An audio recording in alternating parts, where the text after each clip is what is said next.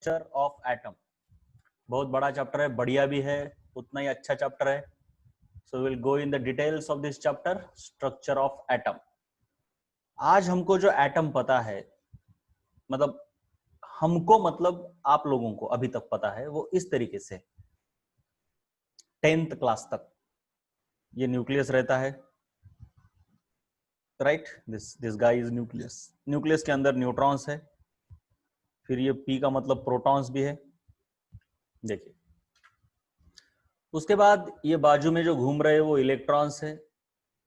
ये जिस path, imaginary pathway जो घूमते हैं उसे हम ऑर्बिट्स या फिर शेल कहते हैं। यहां तक आपको क्लियर है, पता भी है।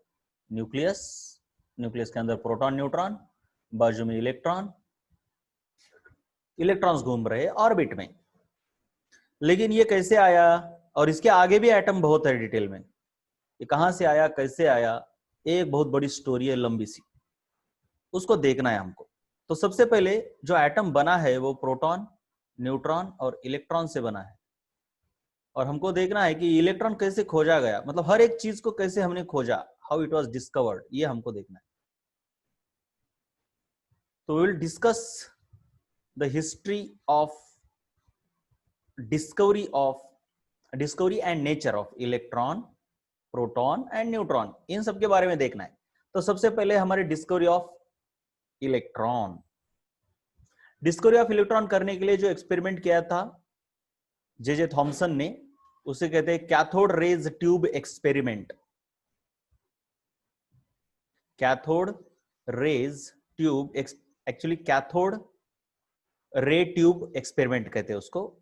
इसने यहाँ पे टू वैक्यूम पंप, ये ज्यादा वर्ड किया है, कोई जरूरत नहीं। बेसिकली कैथोड रे ट्यूब, इसे हम CRT ऐसे भी कहते हैं, कैथोड रे ट्यूब। ये इस तरीके से ट्यूब हुआ करती थी, मतलब हुआ करती है, अभी भी है इस तरीके से। और ये जो ट्यूब है, इस ट्यूब को इधर से कैथोड था, कैथोड के ऊपर माइनस चार्ज, मतलब ये देखिए ये ट्यूब है। चलिए मैं ड्रॉ ही करता हूं तो थोड़ा सा मजा आएगा आपको भी। देखिए कैथोड रे ट्यूब कुछ इस तरीके से हुआ करती थी। ये है आपकी ये ट्यूब, बेसिकली ये ट्यूब है इसलिए इसको बोलते हैं ट्यूब। उसके बाद इसको एक छोटा सा इधर क्या था, पर्ज। पर्ज का मतलब क्या होता है भाई, निकलने के लिए चिमनी बोलते, छोटी सी ऐसी पाइपलाइन थी, जैसे कि गैस सिलेंडर को पाइपलाइन होती है बाहर निकलने के लिए गैसेस को, और इसको वैक्यूम पंप से जोड़ा गया था। वैक्यूम पंप, वैक्यूम की स्पेलिंग जरा देख लो बेटा, कई लोग ऐसे लिखते हैं वैक्यूम, तो वैसी नहीं है वैक्यूम की स्पेलिंग, ठीक है, ठीक से देख लो आप, वैक्यूम की स्पेलिंग ठीक से आप देख लो। वैसे कोई हमको इंग्लिश का क्लास थोड़ी लेना है, कोई मतलब गलत हो भी गया तो ऐसी कोई बात नहीं है, लेकिन फिर भी देख लो, यूजुअली उसमें गलती हो जाती है। सो ये है, इसको वैक्यूम पंप से लगाया जाता था, सो टुवर्ड्स वैक्यूम पंप। तो वैक्यूम पंप का काम क्या होता है कि अंदर वैक्यूम क्रिएट करेगा वो। इसके अंदर, इस ट्यूब के अंदर ऑफकोर्स गैस है, हवा तो होती है ना किसी भी चीज के अंदर, तो ये गैस है। तो जब हम वैक्यूम पंप का इस्तेमाल करते हैं तो ये गैस की मात्रा कम हो जाती है, उसका रीजन हम बाद में देखेंगे, ठीक है। तो वैक्यूम पंप से हुआ ये कि गैस की मात्रा कम हो गई, वैक्यूम हवा निकाल लेता है। फिर उसके बाद इसको ना एक कैथोड और एक एनोड जोड़ा, मतलब एक बैटरी से जोड़ा गया, और बैटरी की ये दो प्लेट्स है, ये देखिए,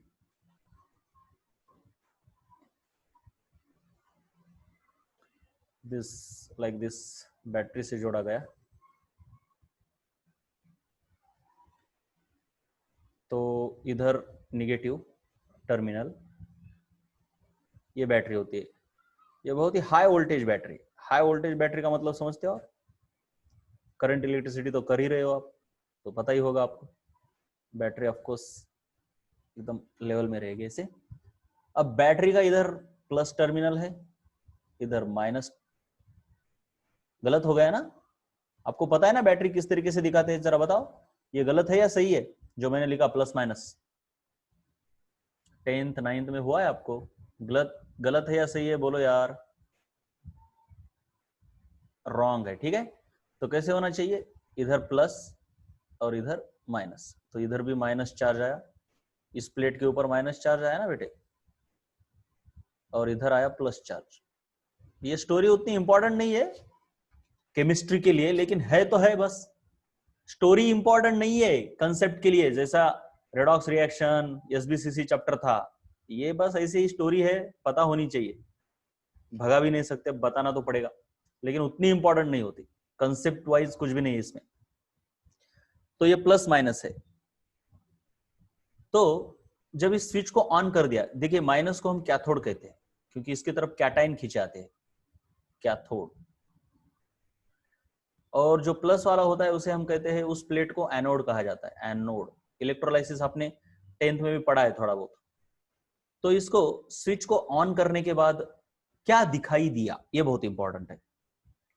स्विच को ऑन करने के बाद कुछ यहां पे, बेसिकली यहां पे ये जो कैथोड है ना, इसको थोड़ा परफोरेट किया गया। परफोरेट करने का मतलब सच्छिद्र, उसमें होल्स गिराए गए।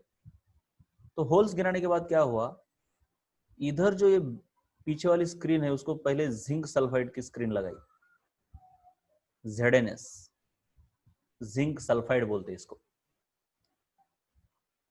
तो ये यहां पे कुछ सिंटिलेशंस दिखाई दे इस स्क्रीन के ऊपर, ये जो पीछे वाली स्क्रीन है ना, इसके ऊपर सिंटिलेशंस दिखाई दे। सिंटिलेशंस मतलब चमकना। ऐसा लग रहा था कि कोई चीज यहां से आकर यहां पे बम्बार्ड हो रही है। अब यहां से कैसे आ रही है ये तो नहीं दिखाई देगा क्योंकि बहुत छोटे छोटे होते हो, लेकिन यहां पर कोलाइड होने के बाद यहां पे सिंटिलेशंस दिखाई दे रहे थे। सिंटिलेशंस का मतलब समझता है ना, वो जो आपका ये रहता है ना रात में, वो रात रात के जो इंसेक्ट्स रहते हैं वो लाइट दिखाने वाली, काजवा बोलते हैं उसको, चम चम चम चम करना। तो ऐसे यहाँ पे चम चम चम चम कर रहा था। कहाँ चमचम कर रहा था, एनोड के पीछे। तो ऐसा लग रहा था साइंटिस्ट को कि कुछ कैथोड से निकल के आ रहा है, ऐसा उनको लग रहा था, वो एक्चुअल रियलिटी नहीं है, और ये आके यहाँ पे बम्बार्ड हो रहा है। तो ऐसा माना गया कि ये कैथोड से निकल रहा है, जो भी है वो कैथोड से निकल रहा है और एनोड के पीछे जाके कोलाइड हो रहा है। इसीलिए बोला गया कि कैथोड से कोई रेज निकल रहे, तो इनको बोला गया कैथोड रेज। अभी उनके बारे में और बाकी है, कैथोड रेज, और इसीलिए इस ट्यूब को बोला गया कैथोड रे ट्यूब। ऐसी ट्यूब जो कि कैथोड से रेज को भेज रही है, जो रेज यहां आके क्या हो रहे हैं, कोलाइड हो रहे हैं और चमक रहे हैं, चम चम चम चम कर रहे हैं। क्योंकि ये जो ZnS है ना, इसके ऊपर अगर कोई चीज मार दो आप, ऐसे अगर वॉल है और उसके ऊपर अगर आपने जिंक सल्फाइड ऐसा लगाया और इसका पत्थर मारोगे तो छोटा सा स्पोर्ट होता है और चमकता है। तो ऐसे सब्सटेंसेस जिनके ऊपर बम्बार्ड होने पर आपको चमक दिखाई देती है उसको कहते हैं फ्लोरोसेंट मटेरियल या फिर phosphorescent material. So zinc sulphide is such fluorescent material, जो चमक रहा था, इसलिए ऐसा लग रहा था कि कैथोड से कुछ चीज निकल के आ रही है और एनोड के पीछे बम्बार्ड हो रही है। अभी तक पता नहीं था कि ये चीज निकल कहां से रही है, लेकिन जे थॉमसन ने शुरू में ऐसा अज्यूम किया कि ये शायद कैथोड से निकल रहे हैं। सबसे पहले ये कैथोड रे ट्यूब का एक्सपेरिमेंट कैसे किया उन्होंने, सबसे पहले cathode, fill the cathode ray tube with a gas, उस ट्यूब में थोड़ा सा गैस फिलअप किया, ये जो भी ट्यूब है कोई भी गैस फिलअप करो, फिर इसको वैक्यूम पंप से जोड़ा गया जिससे कि इसके अंदर की हवा निकाली जाए। फिर उसके बाद क्या किया गया, उसके बाद उसके बाद उसके बाद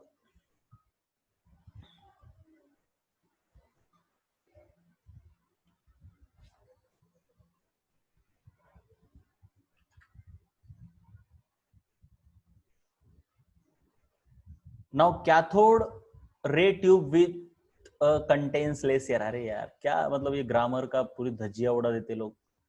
now cathode ray tube which contains less air, क्योंकि वैक्यूम पंप को जोड़ा गया है तो उसमें से हवा निकाली गई है, तो अब हवा कम है। Connect the electrodes to high voltage battery as shown in figure. देखिए इतना गंदा तो स्टेटमेंट मैं कभी क्लास में बताता नहीं हूं। मैं कितने धीरे से बताता हूं शुरू में, लेकिन फिर भी ये लोग अपने मन से, उनको लगता है कि शायद सर का ग्रामर गलत हो गया होगा, इसलिए वी विल करेक्ट इट, और उन्होंने ये नई इंग्लिश बना दी है। तो ठीक है, वैसे भी साइंस में कोई काम नहीं है ग्रामर का उतना, फिर भी क्या होना चाहिए, ये स्टेटमेंट ऐसा होना चाहिए।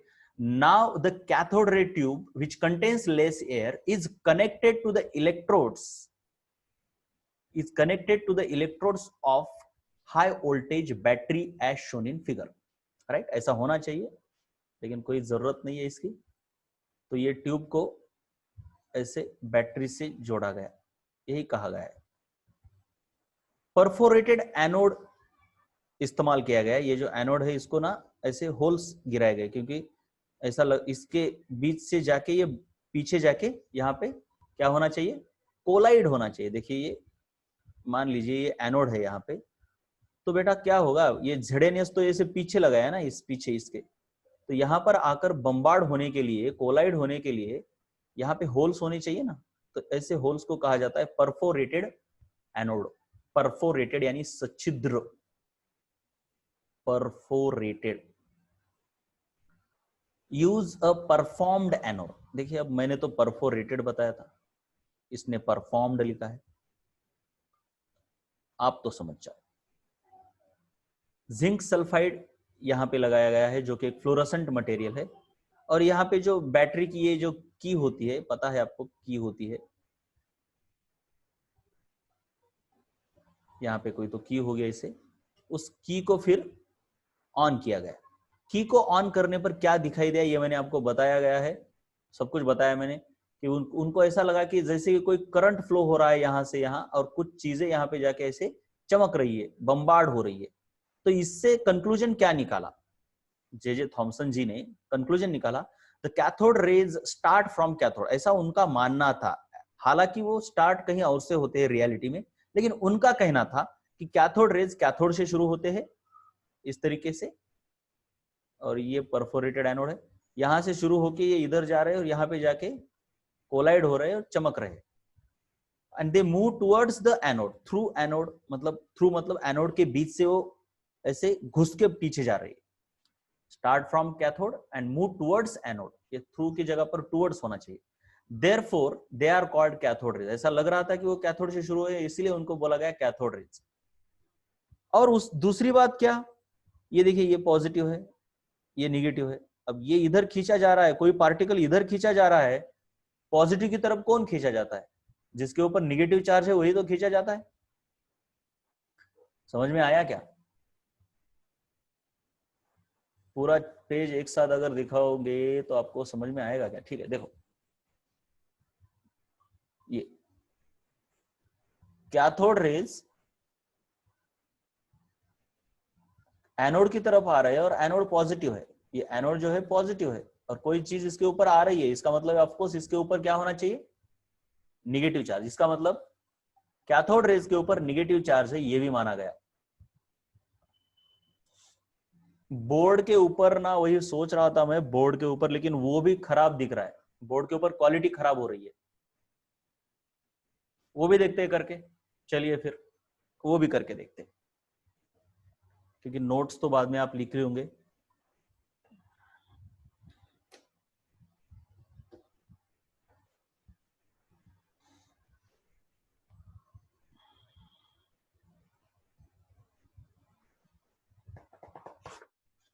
ठीक है, बोर्ड के ऊपर देखते हैं, चलो।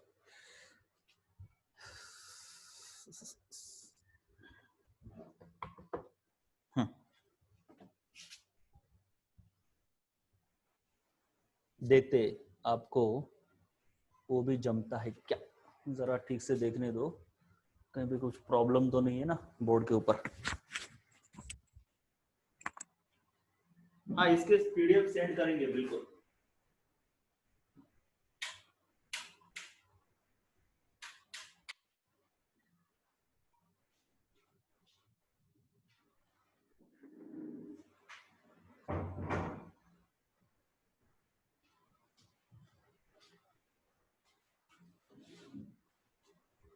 चलो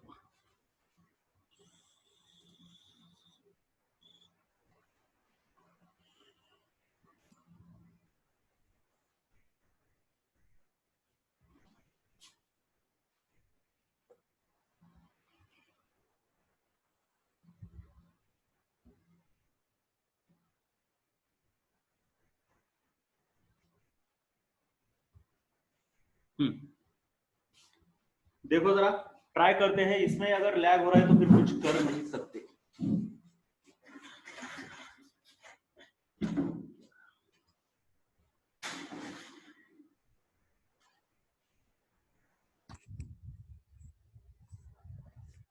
तो ये कैथोड रे ट्यूब है। तो कैथोड रे ट्यूब के बारे में हमने देखा, ऐसा लग रहा था कि कैथोड से कोई चीज निकल रही है और वो चीज जा रही है एनोड की तरफ, राइट। वो एनोड की तरफ जा रही है, इसलिए उनको कैथोड रे ट्यूब कहा गया है। और ऑफ कोर्स ये एनोड निगेटिवली चार्ज है,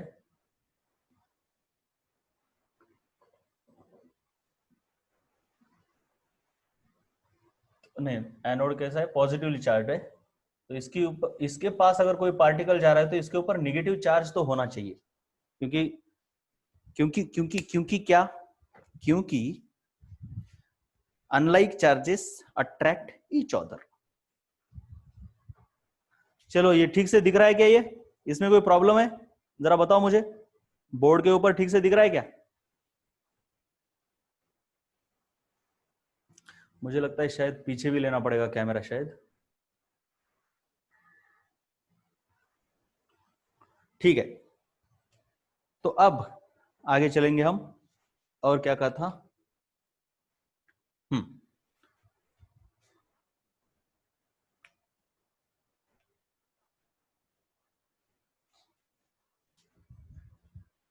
तो इसके बाद कंक्लूजन क्या निकाला कि भैया, अब बहुत है उसमें, बहुत स्टोरी है, लेकिन स्टोरी को शॉर्ट कर देता हूं मैं कि यहाँ पे गैस बदल के देखे, अलग अलग गैस बदल के देखे, लेकिन कोई फर्क नहीं पड़ रहा था। तो उन्होंने बोला कि हर गैस में ये निगेटिव कंस्टिट्यूएंट है, हर चीज में ये निगेटिव कंस्टिट्यूएंट है,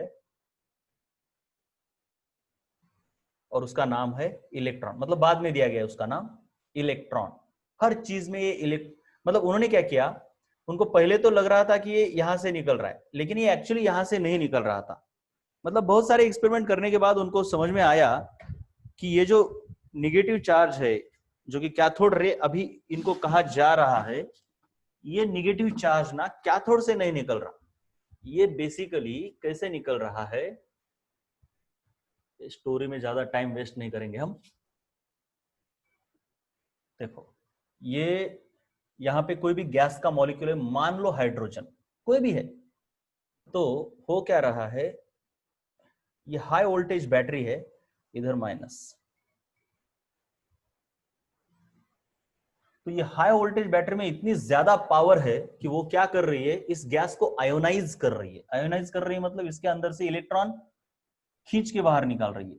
अब अगर इसमें हाइड्रोजन गैस डाला जाए तो इलेक्ट्रॉन बाहर आएगा और ये पॉजिटिव चार्ज H+ होगा, लेकिन हीलियम गैस अगर डाला जाए तो He+ होगा और इलेक्ट्रॉन। अब निगेटिव पार्टिकल तो सभी में सेम है, लेकिन यहाँ पे H+ है मतलब हाइड्रोजन का न्यूक्लियस, और यहाँ पे है He+, तो पॉजिटिव पार्ट तो सेम नहीं है। तो एक्चुअली क्या हो रहा था, यहाँ पे मान लो H+ मतलब कोई भी एटम है इस गैस का, तो वो एटम प्लस हो रहा था और इलेक्ट्रॉन फॉर्म हो रहा था, मतलब आयोनाइजेशन ऑफ गैस हो रहा था। आयोनाइजेशन किसकी वजह से आयोनाइजेशन हो रहा था? इस हाई वोल्टेज बैटरी की वजह से। और ये माइनस वाला इधर ट्रेवल कर रहा था और ये इधर ट्रेवल कर रहा था। बाद में ये भी पता चला कि जैसे यहाँ पे जिंक सल्फाइड लगाने पर यहाँ पे सिंटिलेशंस दिखाई दे रहे हैं, वैसे ही अगर इधर भी लगाए जाए तो इधर भी सिंटिलेशंस दिखाई दे रहे हैं।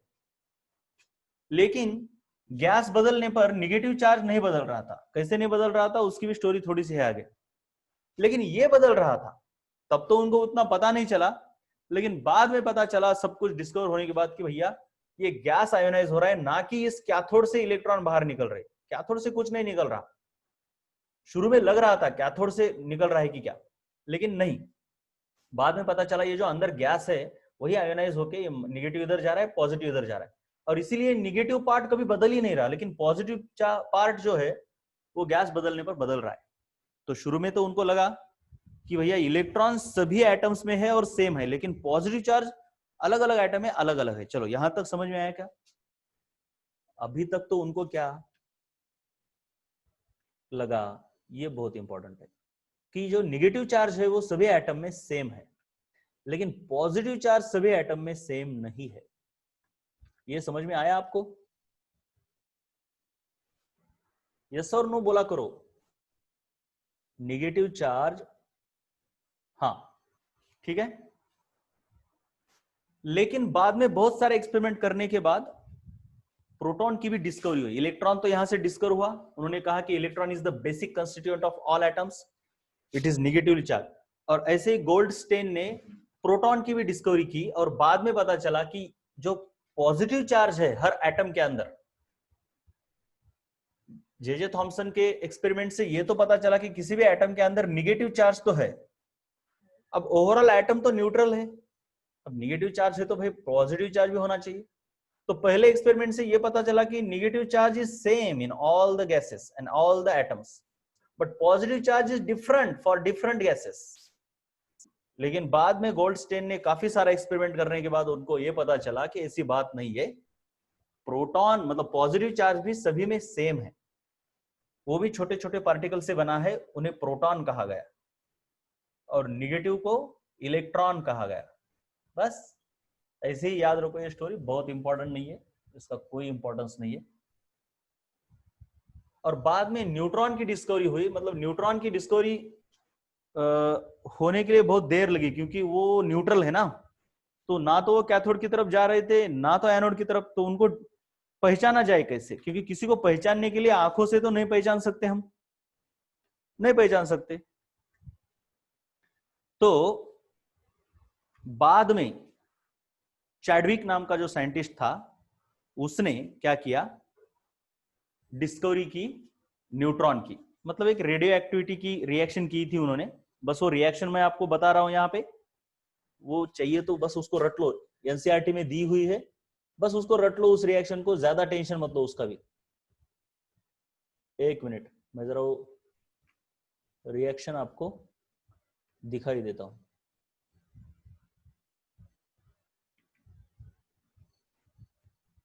ठीक है, यहां पे नहीं दी है, लेकिन फिर भी एक बेरिलियम की रिएक्शन थी, जो कि रेडियो एक्टिविटी की रिएक्शन करने के बाद इस बेरिलियम से न्यूट्रॉन बाहर निकलता था, और ये न्यूट्रॉन बाहर निकलता था, और उसी रिएक्शन से उन्होंने पता चलाया कि एटम के अंदर न्यूट्रल पार्टिकल्स भी है, जो कि एक्सरे की तरह दिखते हैं। शुरू में तो क्या लग रहा था कि ये एक्सरे है, लेकिन एक्सरे में कोई मास नहीं होता, लेकिन इसको मास है, तो एक्सरे से अलग है, तो उसको नाम दिया न्यूट्रॉन, चैडविक ने,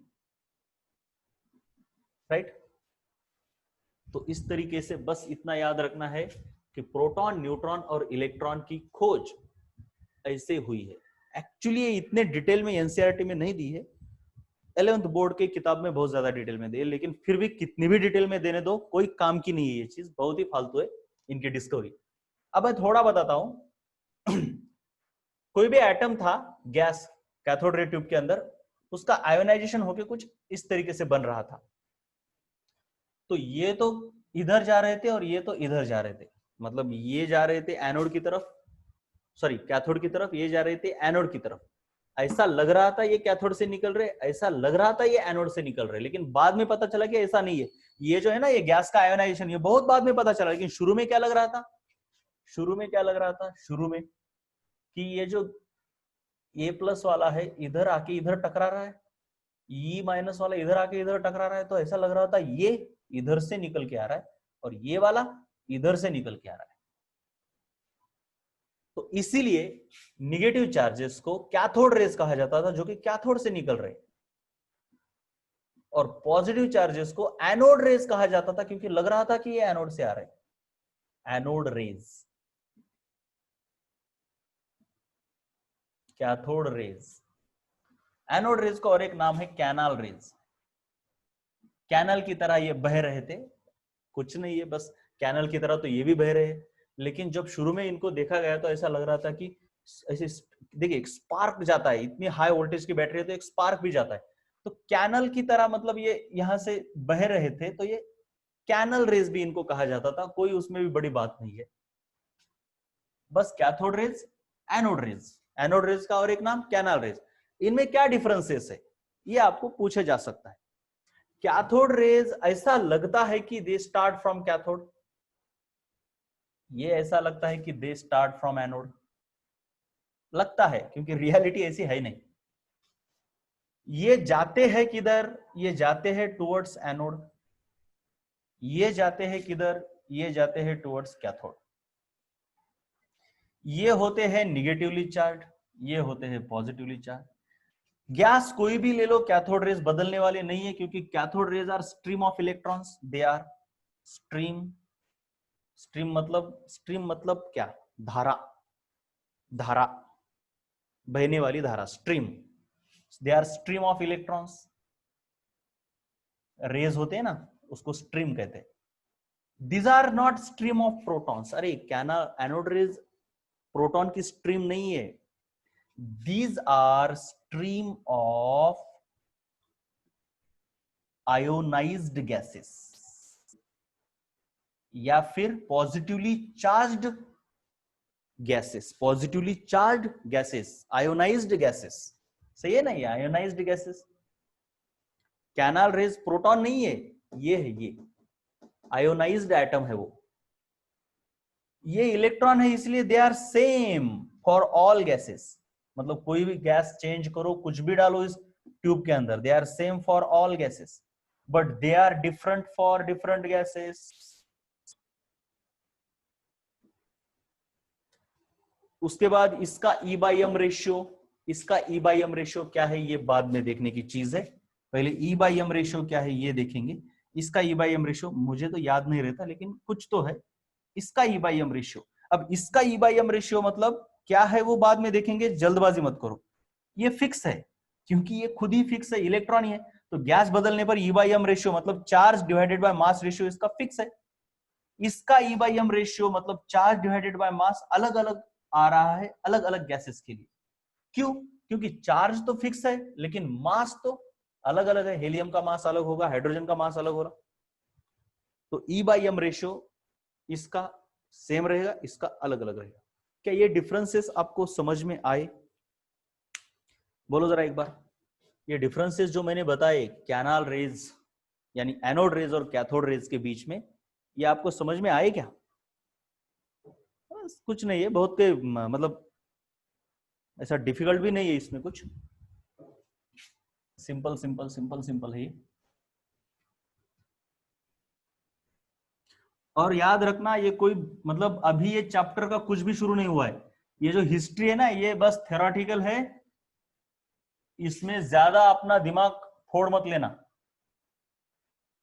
फैक्ट्स है इनको याद रखो, एनसीईआरटी पढ़ लो, उसके बाहर कुछ मत पढ़ो, इधर उधर से पढ़ोगे तो ये हिस्ट्री बहुत डिटेल में है, फिर इसने ये किया उसने ये किया, इसको इससे प्यार हुआ, ये सब करने की जरूरत नहीं है, ठीक है, तो फालतू चीजें ये, इसके ऊपर ज्यादा ध्यान मत दो। मैंने रेडॉक्स रिएक्शन में ऐसा किया क्या?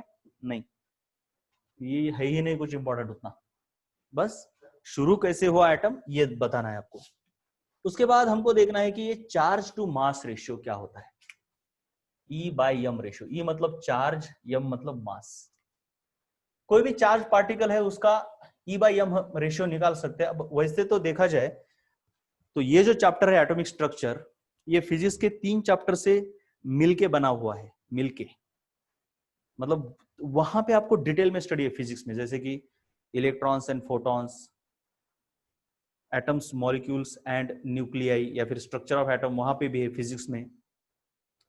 उसके बाद और इलेक्ट्रोमैग्नेटिज्म का भी कुछ पार्ट इसमें है, ब्लैक बॉडी रेडिएशन का भी कुछ पार्ट इसमें है।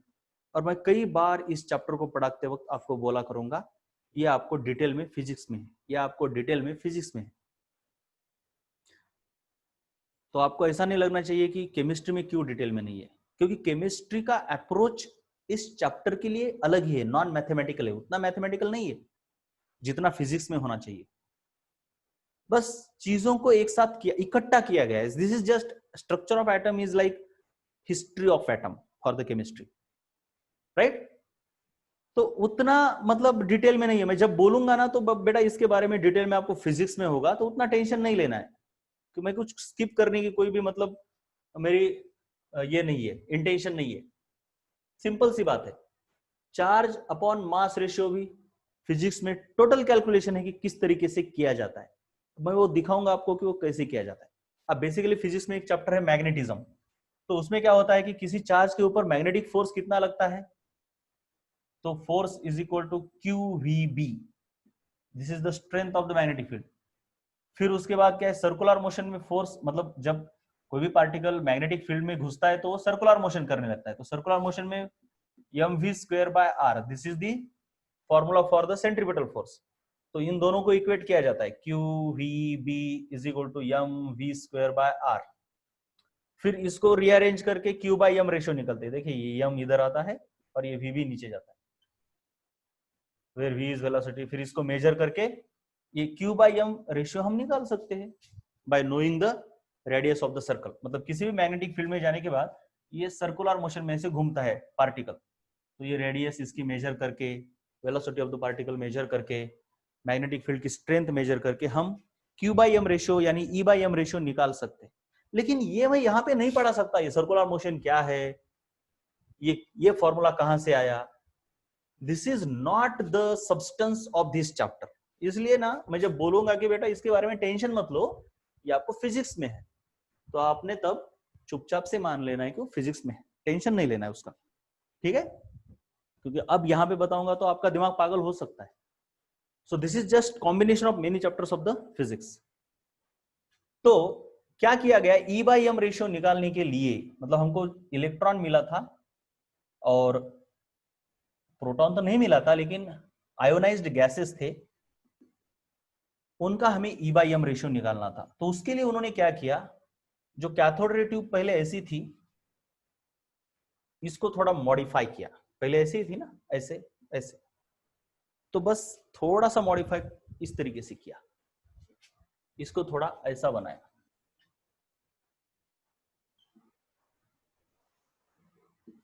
इस तरीके से बनाया।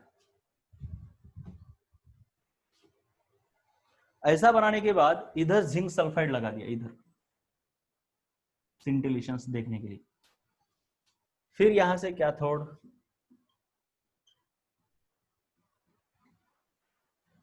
बैटरी, फिर यहां पे एनोड, और इस एनोड को परफोरेटेड बनाया।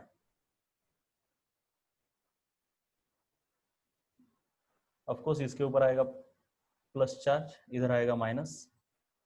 अब इसका क्या इंपॉर्टेंस है देखते हैं, ई बाई एम रेशियो इससे हम कैसे कैलकुलेट कर सकते हैं।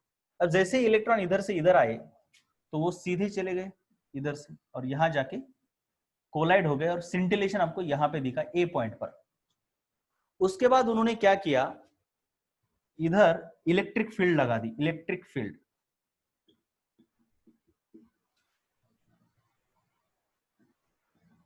ठीक से दिख रहा है पूरा, अरे ऊपर वाला नहीं दिख रहा क्या, ऊपर मैंने ऐसा निकाला, ये minus minus minus minus minus, ठीक है।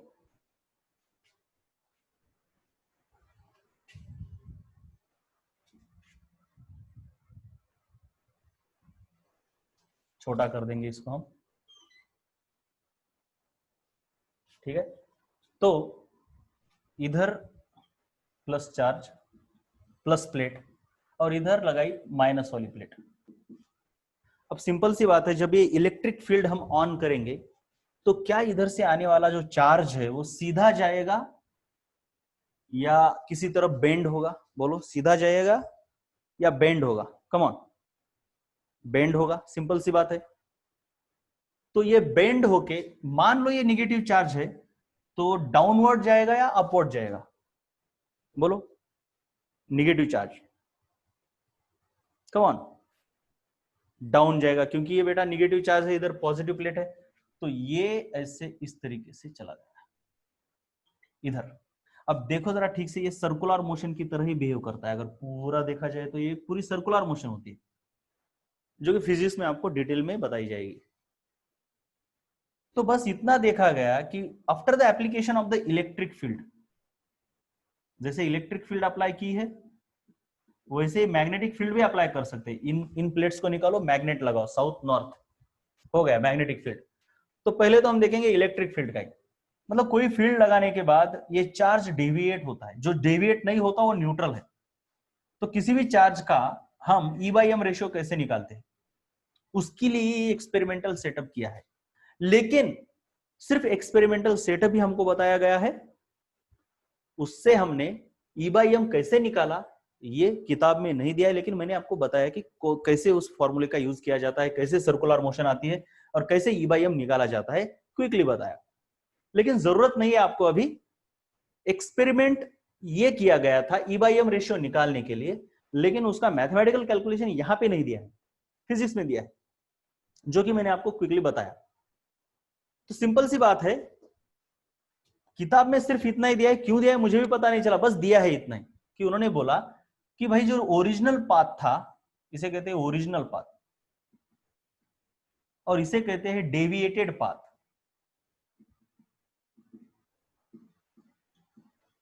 ओरिजिनल पाथ और डेविएटेड पाथ, तो इनके बीच जो एंगल है इसे कहते हैं angle of deviation. This delta is called as angle of deviation. तो बस एनसीईआरटी में बस इतना ही दिया है, इतना ही दिया है। क्या दिया है कि ये जो एंगल ऑफ डेविएशन है, ये जो एंगल ऑफ डेविएशन है वो बताता है कि ये पार्टिकल कितना डेविएट हुआ। जितना ज्यादा ये डेल्टा उतना ज्यादा ये पार्टिकल डेविएट, और उन्होंने बताया है कि ये जो एंगल ऑफ डेविएशन है कुछ चीजों पे डिपेंड करता है। तो सिंपल आप ही बताओ, अगर ये इलेक्ट्रिक फील्ड की स्ट्रेंथ ज्यादा है तो ये डेविएशन ज्यादा होगा या कम होगा?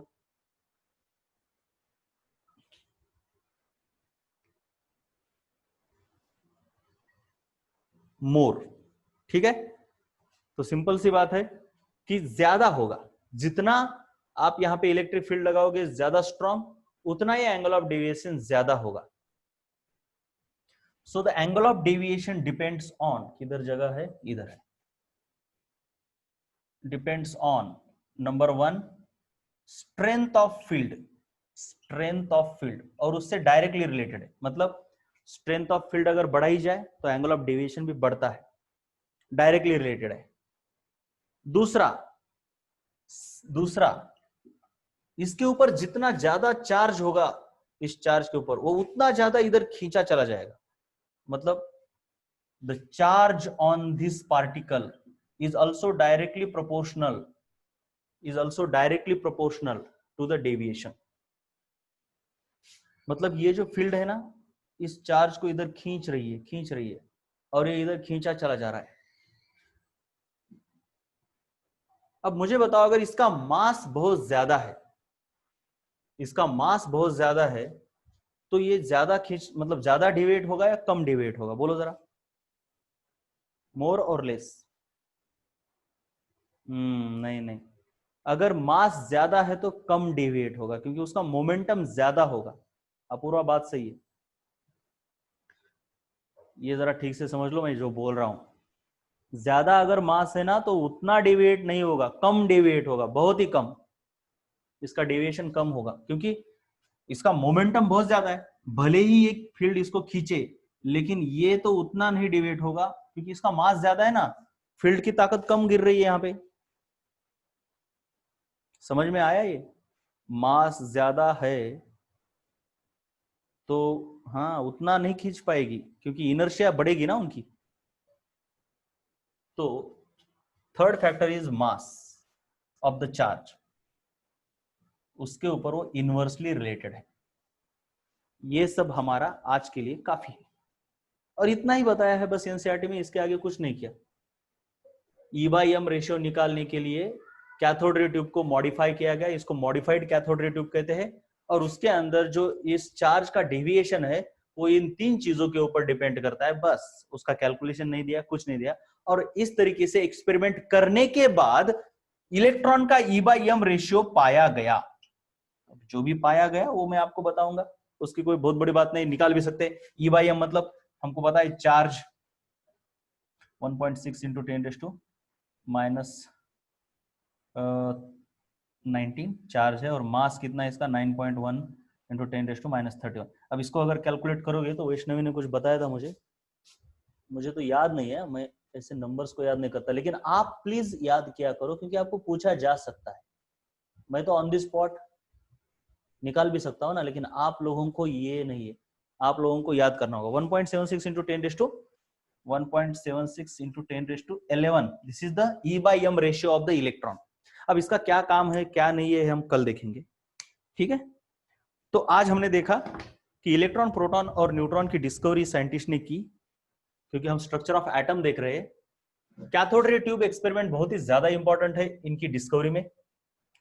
शुरू में तो इलेक्ट्रॉन सब में सेम लग रहे थे, लेकिन पॉजिटिव चार्ज अलग गैसेस में अलग लग रहा था। पॉजिटिव चार्जेस को कैनाल रेज या फिर एनोड रेज कहते हैं, निगेटिव चार्जेस को कैथोड रेज कहते हैं। लेकिन बाद में पता चला कि ना तो ये कैथोड से निकलते हैं ना तो ये एनोड से निकलते हैं। तो शुरू में जो इनको नाम दिए थे वो मिसनॉमर है, लेकिन फिर भी ठीक है, जो नाम दिए थे तो दिए थे। ये चार्जेस का पता होने के बाद, मतलब एटम के अंदर चार्जेस है, पॉजिटिव चार्ज भी है निगेटिव चार्ज भी है, ये पता होने के बाद उनका E/m रेशियो निकालना बहुत इंपॉर्टेंट था, चार्ज अपॉन मास। तो E/m रेशियो निकालने के लिए कैथोड रे ट्यूब को थोड़ा सा मॉडिफाई कर दिया गया और वहां पे इलेक्ट्रिक और मैग्नेटिक फील्ड लगाई गई, जिससे चार्जेस डेविएट हो गए अपने ओरिजिनल पाथ से। और ओरिजिनल पाथ से डेविएट होने के बाद उनका एंगल ऑफ डेविएशन तीन चीजों के ऊपर डिपेंड करता है। एक है strength, directly proportional strength of the field.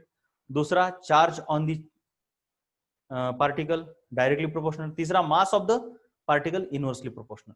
अब इसके बाद कैलकुलेशन कैसे किया गया ये आपको नहीं दिया है, डायरेक्टली बोला गया है कि इस एक्सपेरिमेंट से it has been found that E/m ratio of the electron is 1.7 into 10⁻11। चलिए E/m रेशियो, हाँ 10⁻11। अब बाकी का आगे देखेंगे हम। आज आप ये लिख लो पूरा, इसकी भी मैं PDF आपको शेयर कर देता हूं,